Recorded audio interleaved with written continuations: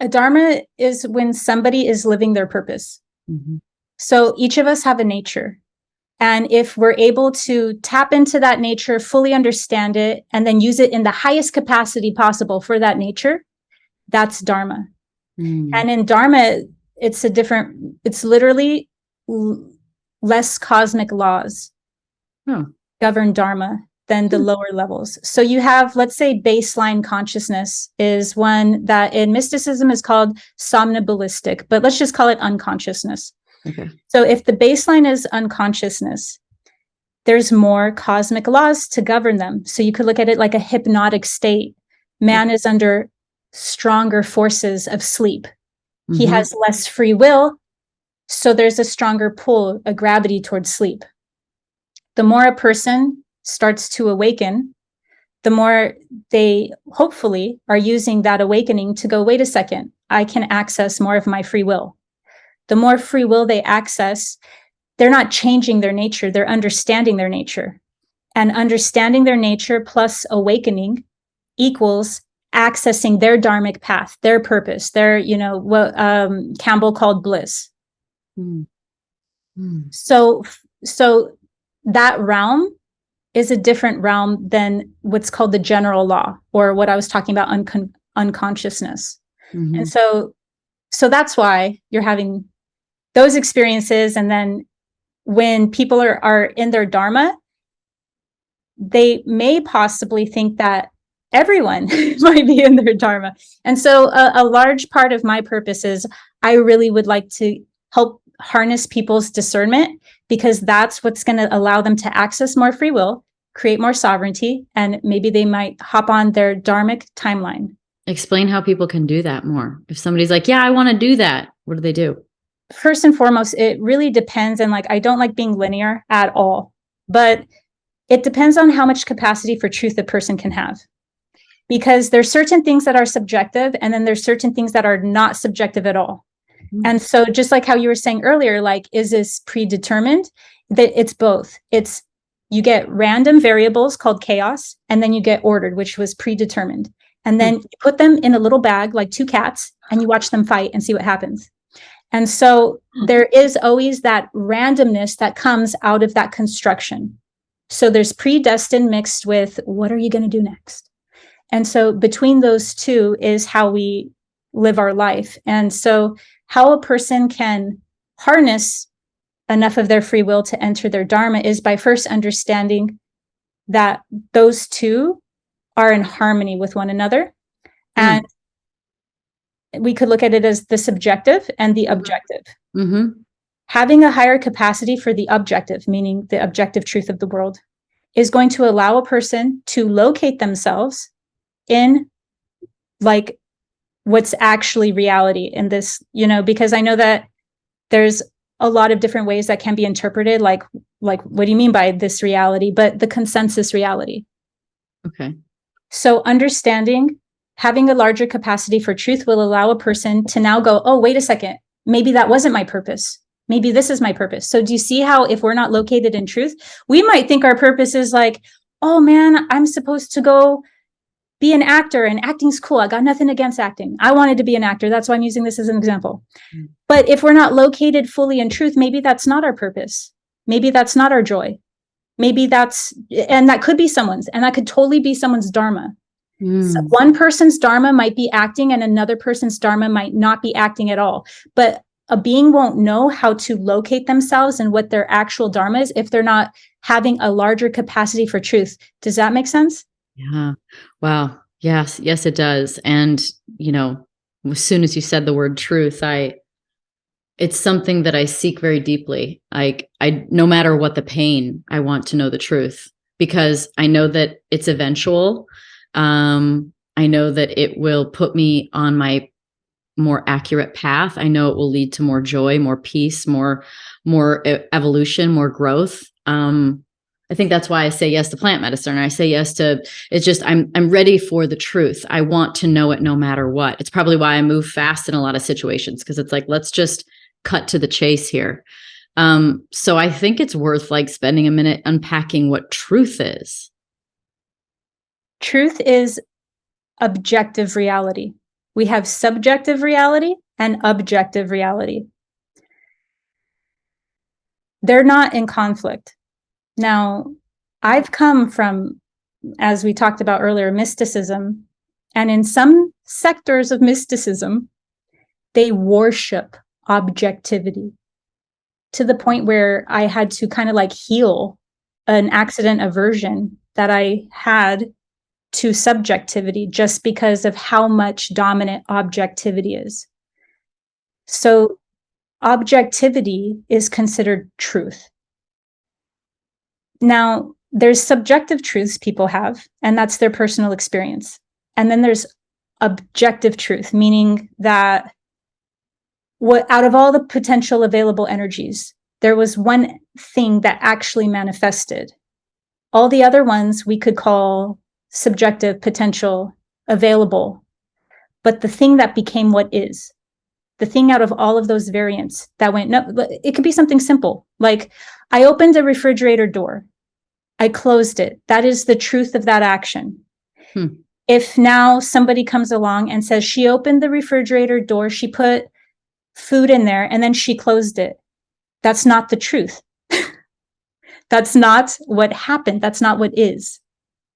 So objectivity broken down to something so simple as that, like refrigerator example, is what is, what happened in the past and what is happening now. That's truth. How about an example of there's a car accident, there's 4 witnesses. They all give their report after seeing the accident of what happened, and all 4 have slightly different stories. Like I'm very curious about objective realities and whether or not they exist, because we all have our own personal lens of how we see things. So I'm really curious what really creates an objective reality. Just like you walking across the river, you're not the same and the river's not the same. You can't do it twice the same way. You're not the same person. It's not the same experience. So really, what creates an objective reality other than our perception? So to use that Who's percepting? So let's use your example of the accident where there were 4 people. The objective viewpoint would be the camera that was in the air that had it below. The observer. The oversoul, the higher self. Yes. That would be the objective one. And that's not to say that that's battling people's subjective reality. One of those people might have had a very accurate perception more than the other 3 people who were reported. But that person, let's call it the 1 out of the 4 who had the most accurate account, could have been, let's now use this as a metaphor for spirituality, the one that was most in alignment with the oversoul. Yeah. Right. Less traumas, less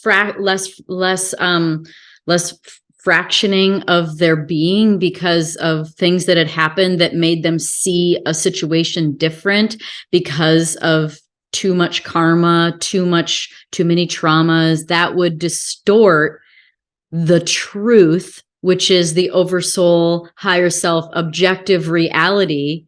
So it almost gets back to a little bit of like the very beginning when it's like, I'm trying to see if what they're projecting matches their frequency. It's like, how much truth is here? Like, can you hold, how much bullshit do you have? There's my coffee cup. I'm too magical for your bullshit. Like how much bullshit is in the way of you being able to see more of that objective reality truth that the oversoul or higher self is seeing in that way? Exactly. So in this case scenario, it would be the person who is closest to the thing. So not all of even their reporting could have been equal. So it's subjective reality. I do not want to negate that at all, because I came very much from schools of complete negation of anything emotional and subjective. So the subjectivity of our own personal experiences are contributing to the consensus reality. So they're not opposing forces. At least I don't perceive them as them. I view it as harmony, and I view it at a higher level as the masculine and the feminine energies in a form of symbiosis. Whereas with here, it gets translated into a lot of like conflict. Sure. Because it's essentially the way I guess I'm seeing it is that the oversoul, it's like, it's you, it's still you. So it's just seeing things from a different perspective, which I totally want to ask about dimensions. So don't let me forget. Yeah. But it's working with you and in this guided process through this human experience. It's sort of right there. And I feel like part of my work that I've been doing more deeply is getting more in touch with that intuitive side of me, the psychic intuitive, and, you know, just part of me that is like the quiet voice underneath that is leading you through your life that most of the time, and for most people, never know is there. You're doing it. Trying to do it. Okay, let's talk about dimensions. I get very fascinated with this, and you know, can you explain them and what they are and how they play into our reality? And of course, you know, here we are trying to shift into a new reality of New Earth 5D. So, like, what's happening? Yeah, so the fifth dimensional consciousness is what needs to be embodied first. And for those of you that are wondering what happened to 4D, we're in 4D. We're already in 4D. Which is? The fourth dimension is one that, well, in layman's terms, it's mathematical. Every time I talk about the fourth dimension, people go like, it's math and stuff. It's like, I know, but it's just sexier to call it the matrix. But the matrix is mathematical reconfigurations, and we're projected into that. So the third and the fourth, you can kind of just look like, that could even be like a really cool Tool song, like the third and the fourth. Like that's just like the third and the fourth are like the same. So the fifth dimension is a fifth dimensional consciousness of oneness, that enlightened state I was talking about. And now, not the gnarly fragmented parts of that, but the overall symbiosis of us being the creator and the created, not in a creator way where we're putting ourselves, you know, above spirit. There's this dichotomy going on in consciousness, in the spiritual community, where I see people fighting a lot over like, we're the creator or no, we're the created. And it's like, bro, like calm down.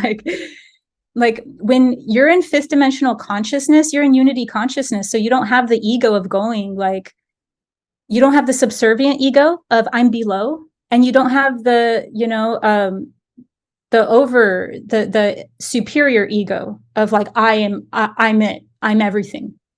So because it's unity consciousness. And so it's the integrated ego, and the integrated ego understands that they're the ambassador of source. And so that fifth dimensional consciousness understands inherently, just a part of that consciousness is to be out of separation consciousness and into unity consciousness. Because of that, it's heart-centered, because how could you be in unity and still inflict pain? Yeah, because it's you. Exactly. Because that person that you are inflicting pain on is you. You couldn't do it. If you like this clip and you want to hear the whole episode, click at the bottom of your screen.